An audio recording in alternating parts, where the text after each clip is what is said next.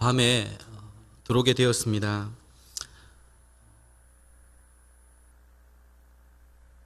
너무 감사하고 또 고맙고 또 귀한 분들이 또 계시고 또 저를 지금까지 또 있게 해주신 분들이시기 때문에 제가 빨리 찾아뵙고 인사드리고 또 저의 마음을 전달하는 것이 또 예의이고 또 도리라고 생각을 하고 또 하나님 기뻐하시는 일이라 그렇게 생각을 했습니다.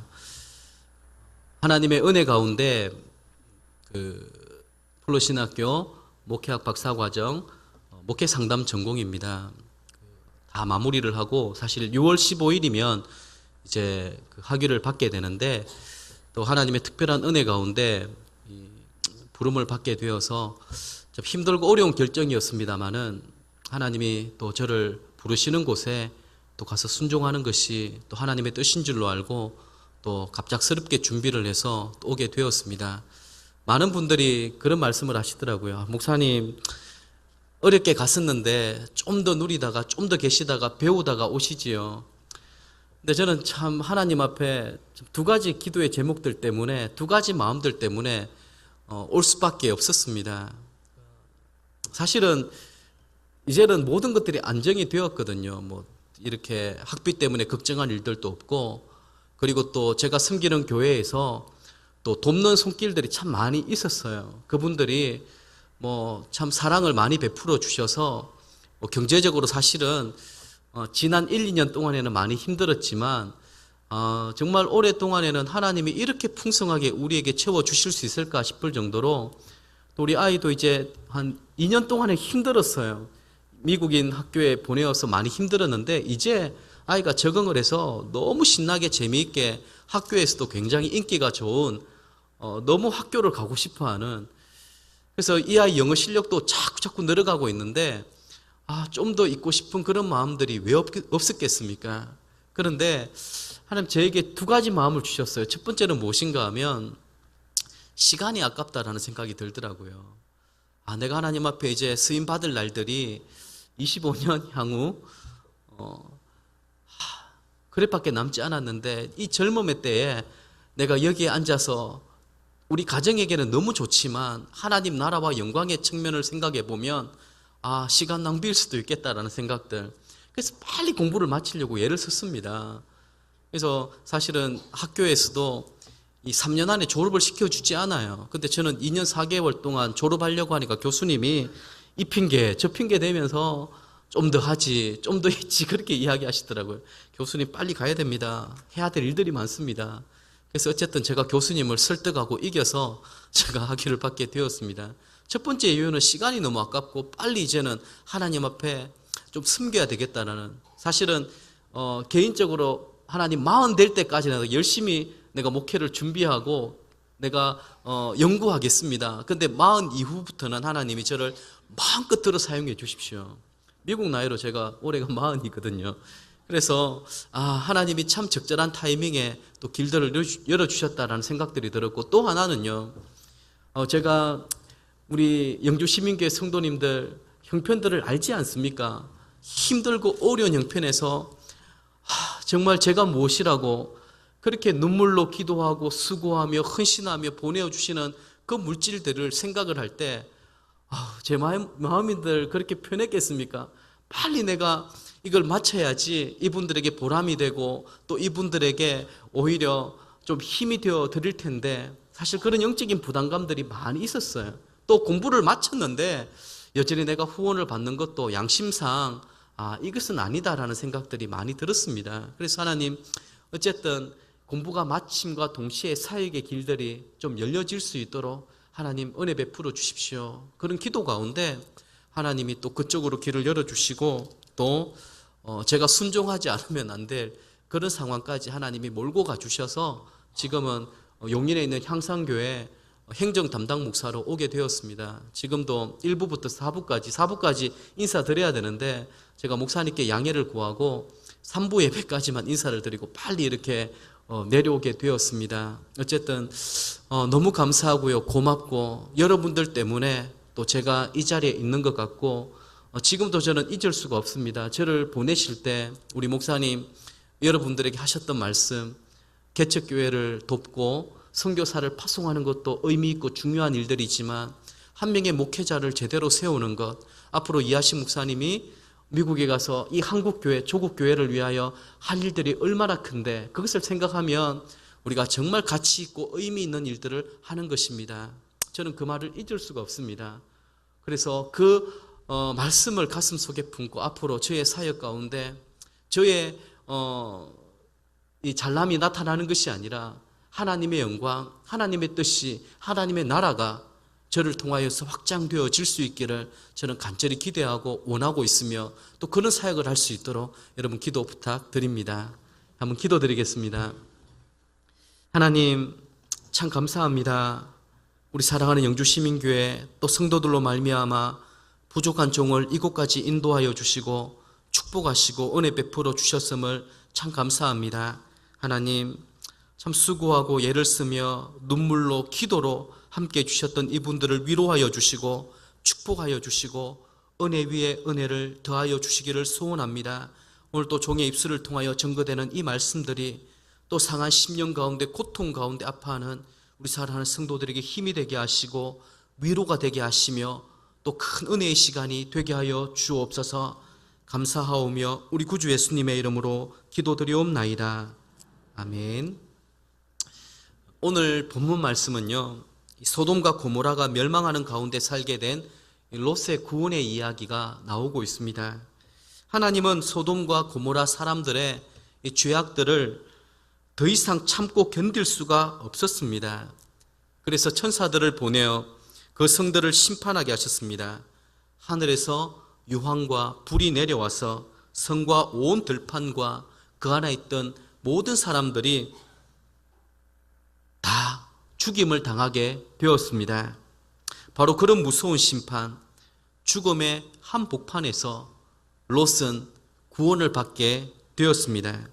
불행하게도 그의 아내는 소돔에서 도망쳐 나오다가 마지막 순간에 미련을 버리지 못하고 뒤를 돌아보다가 그만 그들의 멸망 중에 함께 망하게 되었습니다. 이러한 소돔의 멸망은 여러분 롯에게 있어서 일생 동안 지울 수 없는 충격적인 사건이 되었을 것입니다. 무엇을 하기만 해도 그때의 일들이 악몽처럼 떠오르지 않았겠습니까? 하늘에서 천둥만 쳐도 소돔성에 내렸던 그 악몽들이 다시 되살아나지 않았겠습니까? 아마 그런 두려움 때문에 그는 평생 지울 수 없는 이런 트라우마에 빠져 살았을 것입니다. 오늘 우리는 이 말씀을 통하여 하나님이 우리에게 하시는 던져주시는 메시지가 무엇인지를 함께 발견할 수 있기를 원합니다. 첫 번째는요, 이 모든 것들이 사실 롯의 잘못된 선택으로 말미암아 비롯되어졌다라는 것입니다. 오늘 19장 30절 말씀을 보면 롯이 소알에 거주하기를 두려워하여 두 딸과 함께 소알에서 나와 산에 올라가 거주하되 그 두 딸과 함께 굴에 거주하였더니, 이런 끔찍한 하나님의 심판 이후에 시달렸던 고통, 아픔, 이 모든 문제들을 우리가 한번 점검해 보기를 원한다는 것입니다. 우리에게도 아픔이 있고 고통이 있습니다. 하필 왜 내게 이러한 일들이 일어나는지, 왜 이렇게 이해할 수 없는 일들이 자꾸만 나를 괴롭히는지, 어떻게 이 문제를 극복해 나가야 될 것인지에 대해서 도무지 갈피를 잡을 수 없을 때 오늘 이 말씀을 통하여 저와 여러분들에게 주시는 하나님의 말씀에 여러분 답을 얻으시기를 바랍니다. 자, 보십시오. 유황과 불로 소돔과 고모라가 멸망을 당했습니다. 그리고 롯은 그의 모든 재산과 집도 다 잃어버리고 사랑하는 아내마저 뒤를 돌아보는 바람에 잃어버리고 말았습니다. 그가 겪었던 두려움과 상처는 이루 말할 수가 없었을 것입니다. 사실 롯에게 여러분 가장 중요한 것이 무엇이었을까요? 이런 어려움과 고통을 겪고 있을 때에 무엇보다 그 두려움과 상처로부터 치유되고 회복될 수 있는 시간이 필요했을 것입니다. 그래서 하나님은 17절 말씀을 보면 천사들을 통하여 그렇게 이야기를 합니다. 돌아보거나 들에 머물지 말고 산으로 도망하여 멸망함을 면하라. 그렇게 이야기합니다. 자, 이 산은 도망하여 멸망함을 면하는 곳이기도 하지만 동시에 어떤 의미가 담겨 있을까요? 하나님의 임재의 상징입니다. 그 산은요, 하나님과 만나는 장소입니다. 하나님은 그곳에서 그가 받았던 두려움과 상처, 이 모든 것들로부터 치유와 회복되기를 원하셨던 것입니다. 왜 하나님이 소돔과 고모라를 멸망할 수밖에 없었는지, 왜 거기로부터 그들을 구원해 주셨는지, 하나님과 깊이 있는 만남과 교제를 통하여서 깨닫게 되기를 하나님은 원하셨던 것입니다. 그런데 보십시오. 이러한 과정이 없이 세상적 미련을 버리지 못하고 소아를 선택하게 되었던 이 롯의 삶이 어떻게 되었습니까? 왜 그가 소아에 살아야 되며 그곳에서 무엇을 해야 되는지 사실 사명감을 잃어버리는 거예요. 끊임없는 과거의 상처, 아픔, 실패, 고통, 여기에만 얽매여서 아무것도 할 수가 없는 것입니다. 그렇다면 이렇게 구원받은 롯이 사실 소활성을 선택하고 들어갔을 때 그가 해야 될 일이 무엇이었을까요?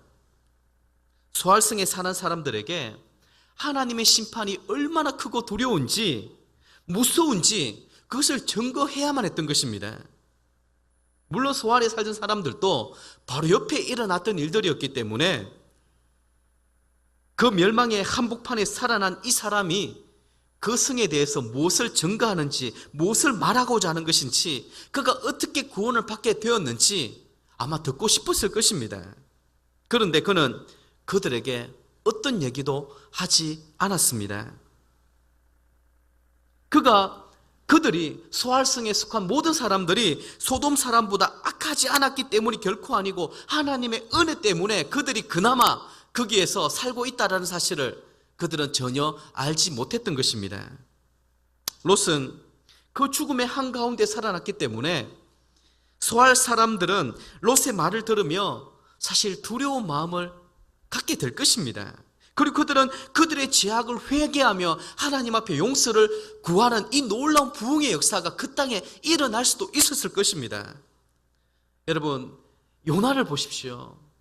물고기 뱃속에 갇혀 있다가 니느웨 사람들에게 3일 동안 외쳐야 될 그 메시지들을 하루 동안에 대충 하나님의 심판을 외쳤을 때에 그 땅에 일어난 부흥의 역사들 여러분 기억하고 있지 않습니까? 어쩌면 이 소활성도 롯으로 말미암아 이런 놀라운 부흥의 역사를 경험할 수도 있었습니다. 그런데 롯은 자신이 무엇 때문에 그 죽음의 자리에서 살게 되었는지, 하나님이 왜 자기를 살려주셨는지 그것을 알지 못했다는 것이죠. 소돔의 멸망 가운데 구원 얻은 다음에 이제 내가 해야 될 일들이 무엇인지 그는 전혀 깨닫지 못한 것입니다. 그러니까 살아갈 이유도, 살아가야 될 목적도 알지 못하는 거예요. 과거의 실패, 고통에만 얽매여서 자신을 저주하며 신세 한탄을 하며 좌절과 절망 가운데 그냥 그렇게 자신을 방치해버리는 그런 삶을 살게 된 것입니다. 자, 이 롯이 산으로 가지 아니하고 그가 소활성을 선택하여서 뭔가 새로운 재기를 노리지 않았겠습니까? 그리고 그가 마지막 뭔가 미련도 있지 않았겠습니까? 그런데 소활성에 들어가 보니까요, 소돔과 다를 바가 하나도 없는 것입니다. 그곳에도 여전히 음란이 있고요, 방탕이 있고 부정이 있고 타락으로 가득 차 있었습니다. 도무지 그곳에 소망을 찾아볼 수가 없었던 것입니다. 소돔과 고모라가 그런 상태에 있다가 하나님의 심판을 받아 멸망하게 되었는데 얼마 있지 않아 그곳 소활성도 불과 유황불로 말미암아 곧 멸망받을 것 같은 그런 두려움에 휩싸이게 된 것입니다. 그러니까 그는 그제서야 두 딸들을 데리고 산으로 가자 그렇게 된 것입니다. 여러분, 한번 생각해 보십시오. 롯이 처음부터 하나님의 천사의 말대로 산으로 가서 하나님을 만나서 그곳에서 치유와 회복을 경험하고 소활성에 내려갔다라면 아마 그의 삶은 달랐을 것입니다. 환난과 고통 가운데 놓여 있을 때에 우리가 해야 될 일이 무엇일까요? 너무 힘들고 어려운 형편 가운데 몰려 있을 때에 우리가 정말 해야 될 일이 무엇일까요? 홀로됨의 자리에 나아가야 됩니다. 이 사람 저 사람 붙들고 얘기해서 문제를 얻으려고, 답을 얻으려고 하는 것이 아니라 하나님이 정말 우리에게 원하시는 것은 산으로 가는 것입니다. 홀로됨의 자리, 하나님과 깊이 있는 만남을 만날 수 있는 그 자리로 하나님을 우리를 인도하시는 것입니다. 그 자리에 나오기를 하나님이 원하시는 것입니다. 모든 것을 제쳐놓고 하나님의 보좌 앞에 두 손 들고 나아가야 되는 것이지요. 그곳에서 성령의 치유와 회복을 경험할 때 우리는 왜 우리가 구원을 받았으며 우리가 살아가는 이유, 또 우리가 무엇을 향하여 나아가야 될 것인지 삶의 목적을 깨닫게 되는 것입니다. 그런데 지금 롯처럼 마지못해 홀로 됨의 자리에 나아가는 것은 의미가 없다라는 것이죠.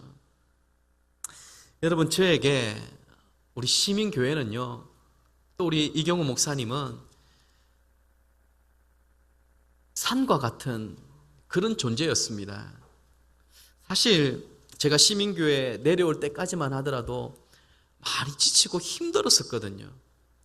치유가 필요하고 회복이 필요했습니다. 수많은 경쟁과 그리고 또 욕망, 야심, 뭔가 내가 잘함을 해봐야지, 막 그런 생각들, 그런 것들 때문에 참 많은 아픔과 실패와 고통이 있었던 것 같습니다. 오죽하면 제가 하나님, 내가 목회를 해야 될까요? 안 하면 안 될까요? 사실 그런 마음까지 들었어요. 그때 우리 목사님 저를 불러주시고 목사님의 목회를 보면서 또 목사님의 목회를 통하여 변화되어가는 성도들의 모습을 보면서 제 자신이 치유가 되더라고요. 회복이 되더라고요. 이게 목회구나. 이게 양들을 사랑하는 목자의 심정이구나. 이게 하나님의 종이 헌신해야 될 부분들이구나. 하나님 정말 기뻐하시고 원하시는 교회가 어떤 교회인지 그것을 보게 하시더라고요.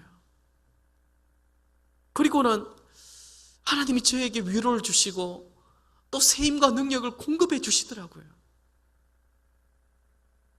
왜 하나님이 저를 이곳까지 보내어 주셨는지 처음에는 이해를 하지 못했지만 시간이 지나고 또 지나고 지날 때에 너무 분명하고 선명하게 하나님 제게 말씀해 주시더라고요. 제가 시민교회를 떠나올 때에도 여러분 아시잖아요. 제 어머니 1년 가까이 투병 생활을 하시면서 지칠 대로 지쳤습니다. 너무 힘든 시간들을 보내었습니다. 그런데도 우리 목사님 끝까지 참아주시고 성도님들 끝까지 기도해 주시고 위로해 주시고 그 사랑을 잊을 수가 없습니다. 정말 사역에 집중할 수가 없겠더라고요. 아마 우리 중고등 교사하셨던 분들은 아실 거예요. 제가 말년에 얼마나 농땡이를 많이 폈는지 애들에게 다 맡기고 정말 어떻게 제 마음을 어떻게 할 수가 없겠더라고요. 연초에 우리 목사님 이 목사 계획이 어떻게 되냐고 물었을 때 저는 이 자리가 좋았거든요. 사실 목사님 저는 평생 목사님 부목사만 하랍니다. 행복합니다 목사님. 그랬을 때 우리 목사님 정색을 하시더라고요. 그래서 저를 무조건 내보내려고 하시더라고요. 안 된다.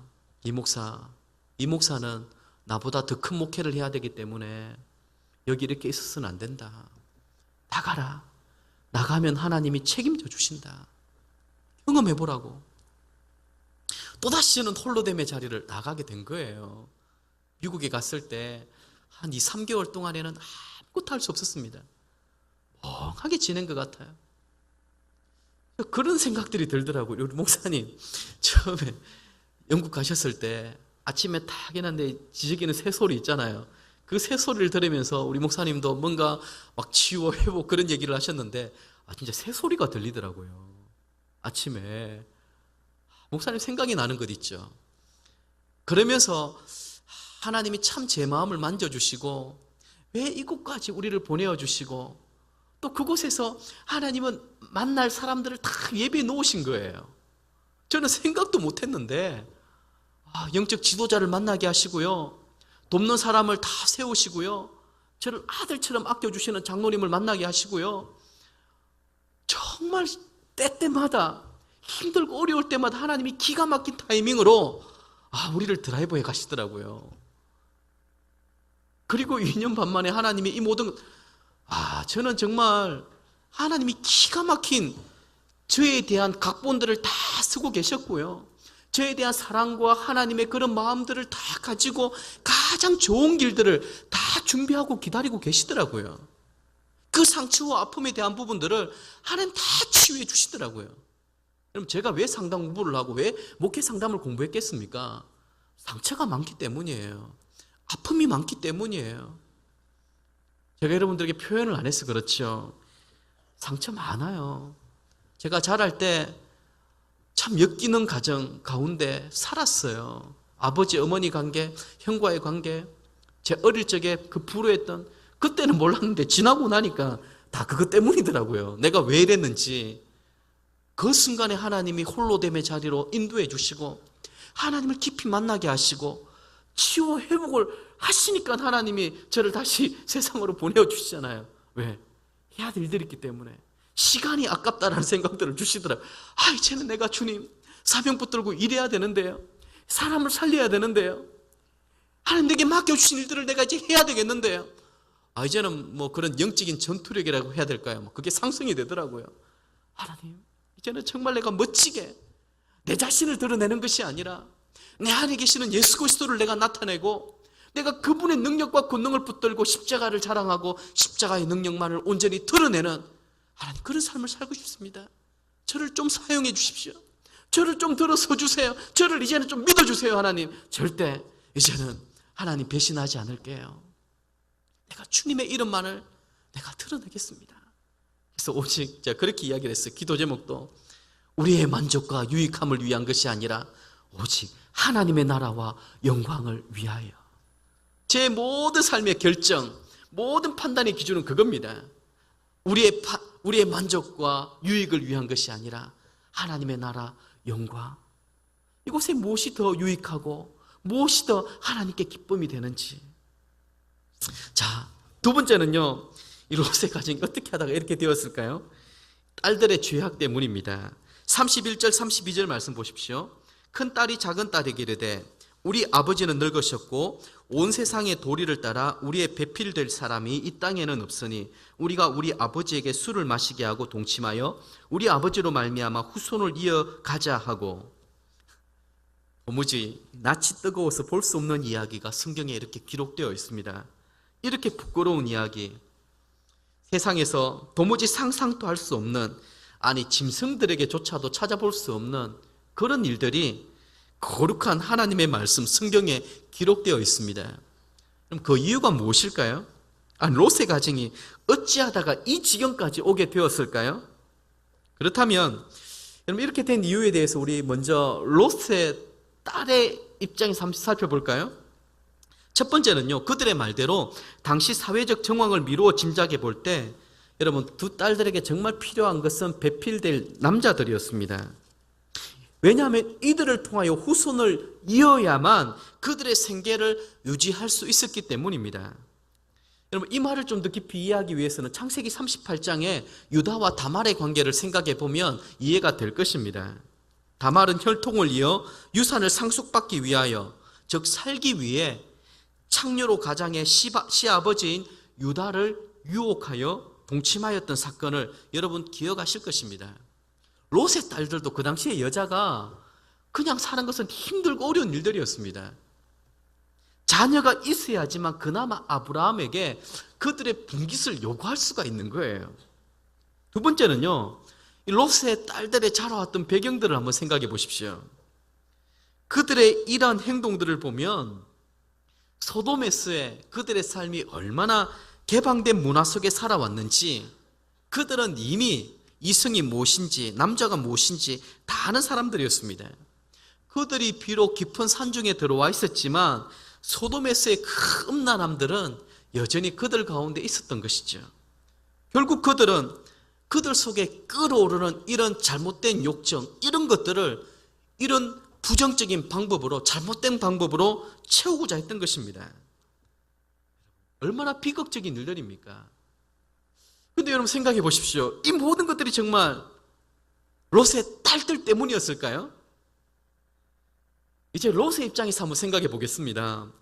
창세기 13장 10절 말씀을 보면 소돔과 고모라가 멸망하기 전에 소알까지 온 땅에 물이 넉넉하였고 여호와의 동산 같고 애굽 땅과 같았더라.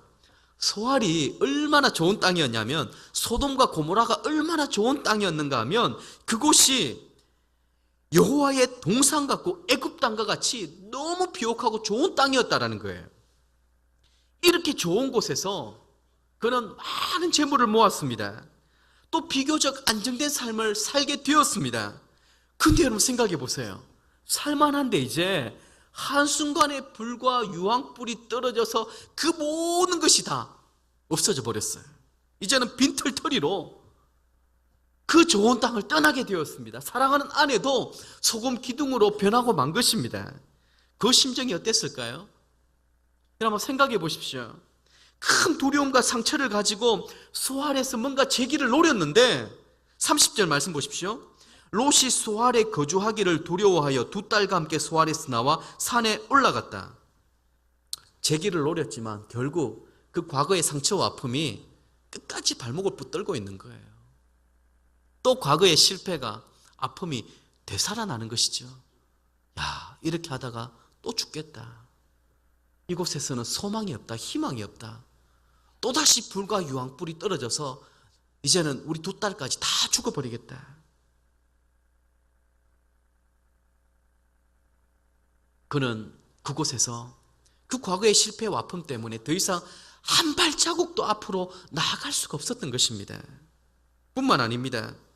술이 아니면 살 수 없는 지경까지 이르게 된 것입니다. 산속에까지 들어와서 술을 만들어 먹었든지 가지고 왔든지 그는 이미 알코올 중독자 수준이 되었던 것입니다. 그걸 추측할 수 있는 근거가요, 35절 말씀에 나옵니다. 33절에 35절 말씀 보십시오. 같이 한번 읽어볼까요? 33절 말씀부터. 두 딸들이 이틀 동안 아버지에게 술을 마시우게 하고 동침하는 동안에도 롯은 그 딸들이 눕고 일어나는 것을 깨닫지 못하였더라. 그렇게 성경은 기록하고 있습니다. 자, 여러분 한번 생각해 보십시오. 이틀 동안 그 딸들이 그와 동침하는 동안에 눕고 일어나는 것을 깨닫지 못했다라고 한다면 롯의 지금 상태가 어땠겠습니까? 이게 좀 상상이 됩니까? 저는 술을 이렇게 마셔보지 못해서 잘 모르겠습니다만은 어떠세요? 아니 정말 딸들이 옆에 왔다 갔다 하는 것도 모를 정도로 여러분 이렇게 될 수가 있을까요? 이렇게 된다라면 그 사람은 심각한 알코올 중독자 수준이라는 것이죠. 아무것도 할 수 없는, 그냥 뭐 될 대로 되라는 식으로 인생을 자포자기로 페인처럼 그렇게 살아갔다라는 것입니다. 아니 이틀 동안 술 마셔서 이렇게 될 그런 지경이 아니었다라는 거예요. 이 지경이 될 때까지 문제가 무엇인지 아세요? 롯은 성경 어디에서도 하나님 앞에 회개했다거나 감사했다거나 기도했다거나 하나님 앞에 그의 이 문제를 가지고 신음하지 않았다라는 거예요. 그 문제를 해결받기 위하여 하나님의 보좌 앞에 나가지 않았다라는 것입니다. 하나님 앞에 나의 이 문제에 대하여 고통 가운데 울부짖으면서 하나님 저를 살려주십시오. 저를 버리지 마십시오. 하나님 저를 불쌍히 여겨주십시오. 그렇게 기도하지 않았다라는 것입니다. 이 사건 이후로 성경은 롯에 대하여 어떠한 부연 설명도 하지 않고 슬슬이 역사의 현장에서 그렇게 사라지고 맙니다. 결국 롯이 처음부터 아브라함을 따라갔더라면 이러한 비극을 막을 수 있었을 것입니다. 그가 소돔과 고모라의 심판 당시에 천사의 말대로 산으로 올라가서 하나님의 임재를 경험하고 그곳에서 치유와 회복을 경험했더라면 그의 구원 이후의 삶은 달랐을 것입니다. 우리는 이 이야기를 보면서 세상에 어떻게 이런 일들이 일어날 수 있을까? 그렇게 말할 수 있겠지만 사실 이와 같은 전혀 다를 바 없는 일들이 우리 사회 속에 얼마나 많이 일어나고 있는지 여러분 아세요? 그가 살던 사회에 그 딸들에게 보여주었던 그 모습들, 부정한 모습, 방탕한 모습, 타락한 모습, 술에 찌든 모습, 거짓과 속임수로 살아가는 불의한 모습들, 정욕으로 불타는 미친 무리들에게 두 딸을 놀이개감으로 내어주겠다라고 하는 이런 롯의 생활 방식의 결과가 결국 그의 딸들을 통하여 이런 열매로 나타나게 된 것입니다. 어찌 롯의 딸들의 이런 상상 못할 죄악이 그들만의 탓이라고 그렇게 할 수가 있겠습니까? 부모가 그렇게 살아왔고 부모가 그것이 옳은 것이라고 여겨왔고 부모가 그런 삶밖에 보여주지 못했기 때문에 자식들이 어디에서 무엇을 배우고 진실과 정직, 정주와 순결을 지키며 살아갈 수 있었겠습니까? 이제 우리가 마지막으로 생각해 볼 사실은 오늘 이 말씀은 구원 이후의 삶에 대하여 우리에게 던져주는 메시지라는 것입니다. 이 이야기는 비단 롯의 이야기뿐만이 아닙니다. 오늘 우리 시대에 하나님이 던져주시는 경고이며 메시지입니다. 우리 가정의 이야기입니다. 우리 자신의 이야기입니다. 롯은 하나님의 은혜로 자신이 구원받았다라는 사실을 잊어버렸습니다. 하나님이 왜 그를 구원해 주셨는지 그것을 알지 못했습니다. 우리가 살아가는 이유가 무엇인지 아세요? 왜 하나님이 우리의 생명을 취하지 않는지 아세요? 사명이 있기 때문입니다. 이 땅에서 해야 될 일들이 있기 때문입니다. 하나님 우리의 생명을 그래서 연장시켜 주시는 거예요. 나중에 후회하지 않도록, 악하고 게으른 종이 되지 않도록. 여러분, 내가 이 땅에서 해야 될 일들이 무엇인지를 아셔야 돼요. 내가 하나님 앞에 서게 될 때에 내가 착하고 중생된 종이라고 하는 칭찬과 인정을 받을 수 있도록 내가 뭔가 의미 있고 가치 있는 일들을 해야 된다는 것입니다. 우리에게 그 사명이 있는 한 하나님은 우리의 생명을, 우리의 건강을 지켜주실 것입니다. 그러나 그것이 다 하는 순간에 우리는 이처럼 자포자기로 폐인처럼 살든지 아니면 하나님은 우리의 생명을 취해 가실 것입니다. 욥은 끊임없이 과거의 실패와 절망에만 사로잡혀 두려움과 고통의 삶을 살았습니다. 사는 게 사는 것이 아니었습니다. 그 결과가 어떻게 되었습니까? 수치스럽고 부끄러운 그런 열매만 남기게 되었습니다. 여러분, 이 두 딸들을 통하여 낳게 된 자녀들이 누구의 후손들인지 아십니까? 모압과 암몬의 후손들입니다. 이들이 어떤 일들을 했을까요? 이들이 아브라함의 후손인 이스라엘에게 대대로 원수가 되는 끝까지 하나님의 약속의 자녀들에게 고통을 주는 사단의 도구가 되어버린 것입니다. 얼마나 비극적인 결과입니까? 사랑하는 성도 여러분, 우리는 예수 그리스도의 은혜로 말미암아, 예수 그리스도 십자가의 능력과 보혈로 말미암아 그 엄청난 불심판으로부터 구원받게 된 하나님의 자녀라고 하는 사실을 알고 계십니까? 사실 그 현장에는 우리가 있어야 됩니다. 내가 있어야 됩니다.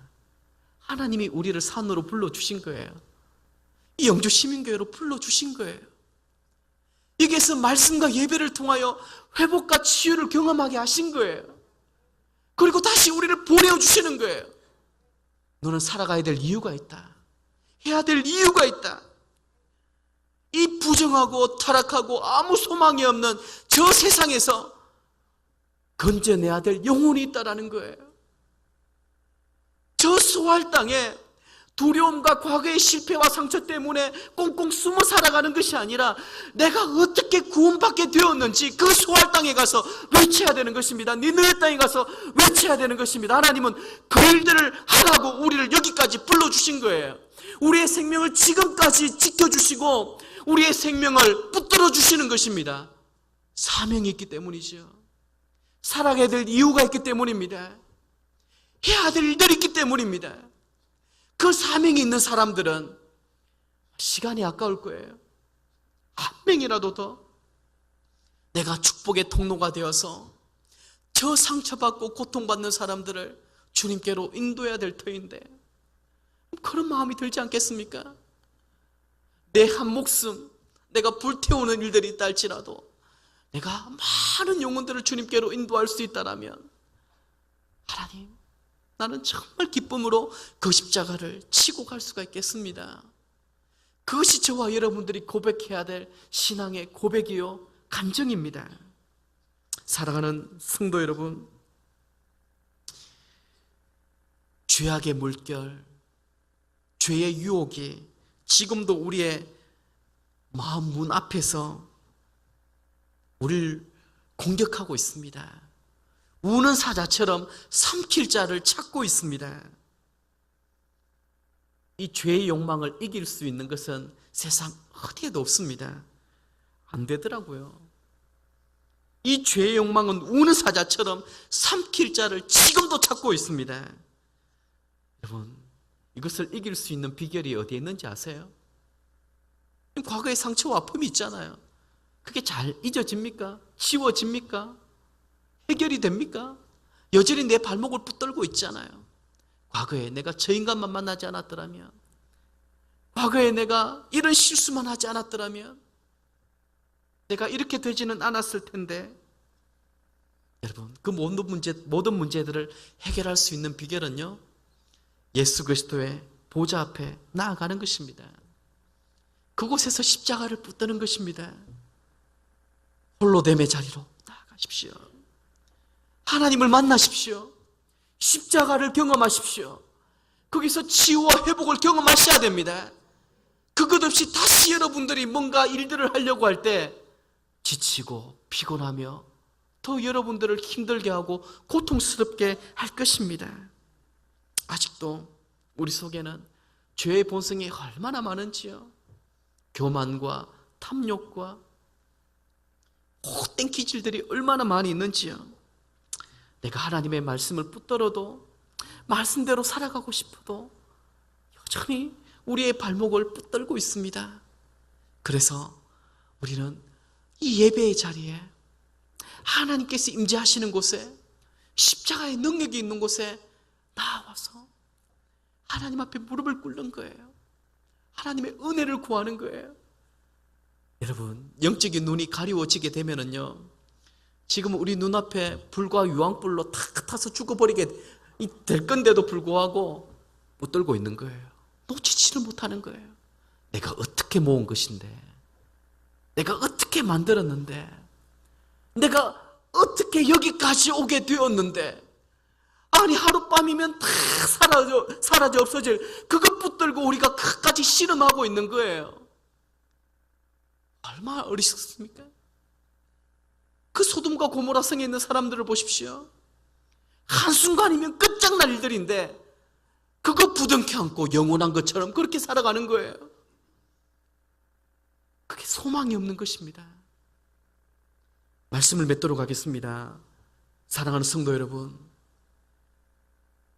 우리에게 과거의 실패, 고통, 아픔 없는 사람이 있을까요? 없습니다. 언제까지 그 문제에 붙들려서 한 발자국도 앞자리에 나가지 못하고 여전히 그 자리에만 맴돌고 고민하고 아파하고 힘들어 하실까요? 그 자리를 박차고 일어나십시오. 홀로됨의 자리에 나아가십시오. 지금도 하나님은 우리에게 저 산으로 가라고 말씀하십니다. 나와 만나자고 하십니다. 나와 교제하자고 말씀하십니다. 십자가의 그 보혈, 그 은혜 가운데 우리가 나오게 될 때에 그 모든 죄에 대한 가리움을 받게 될 뿐만 아니라 그 모든 상처와 아픔으로부터 치유와 회복을 경험하게 될 것입니다. 그리고는요, 하나님 우리에게 사명을 주시는 거예요. 비전을 주시는 거예요. 꿈을 주시는 거예요. 하나님, 이제는 내가 하나님의 나라와 영광 위에 살겠습니다. 이제는 나의 모든 만족과 유익함들을 다 던져버리고 내려놓고 내가 주를 위해 살겠습니다. 이런 고백과 결단으로 나아갈 때 하나님 저와 여러분들을 쓰시는 것 같습니다. 이 말씀은요, 사실 저의 신앙 고백입니다. 이 말씀을 묵상하면서 하나님이 왜 저를 그렇게 인도하시고 왜 저를 그렇게 하나님 만들어 가셨는지를 깨닫게 하시더라고요. 제가 이 간증만 하고 말씀을 맺을게요. 사실 이제 공부는 다 마쳐가고 빨리 뭔가 좀 일들이 진행되기를 원하는 마음들이 있었습니다. 제가 두 가지 기도 제목 말씀드렸잖아요. 하나님, 시간이 아깝습니다. 내가 이렇게 허송세월을 보내는 것보다 물론 제게는 유익하고 좋은 시간이지만 우리 아이에게도 너무너무 좋은 시간이지만 하나님, 내가 조금이라도 젊을 때 주의 일을 하고 싶고 정말 하나님 기뻐하신 일들을 하고 싶습니다. 그런 마음들이 간절했거든요. 또 하나는 하나님, 어쨌든 이 공부가 마치고 사역의 길들이 좀 연결되게 해주십시오. 내가 미국에 남으려고 막 이렇게 저렇게 애를 쓰고 막 그렇게 하는 것들보다도 하나님 가장 순적하고 안전한 방법으로 저는 무조건 순종하겠습니다. 그런 마음들이 있었습니다. 굉장히 복잡했어요. 그런데 하루는 이 차를 타고 제 차 이 벤 차량이 있는데 좀 오래된 차량이에요. 뭐 거의 한 13만 마일 뛰었으니까 거의 한국으로 따지면 20만 킬로를 넘은, 그래서 이 차를 뭐 굉장히 필요해서 이렇게 우리 유학생 목사님에게 저렴한 가격으로 이렇게 구입을 했습니다. 그러니까 이 차가 언제 무슨 일이 벌어질지를 모르는 거예요. 고속도로를 가는데 차가 갑자기 라디오에서 소리가 왔다 갔다 하더니만 뭔가 이거 이상하다, 빨리 빠져서 나가야 되겠다 생각을 했죠. 근데 어느 순간에 차가 다 가버리는 거예요. 전원이. 한번 생각해 보세요. 고속도로에서 그 차가 갑자기 서버리게 되니까 비상등도 켤 수가 없어요. 그러면 뒤에서 차가 갑자기 달려오면 어떻게 될까요? 끔찍하지 않습니까? 그런데 그때가 마침 트래픽이 있는, 차가 많이 밀리는 4시, 오후 4시, 5시 시간이었고요. 그리고 또, 낮이었기 때문에 잘 보였잖아요. 밤이면 생각해 보세요. 뭐, 불이 안 들어오면 굉장히 큰 사고가 날 수 있는 그런 상황이었어요. 너무 긴장이 되었습니다. 막 식은 땀이 흐르고요.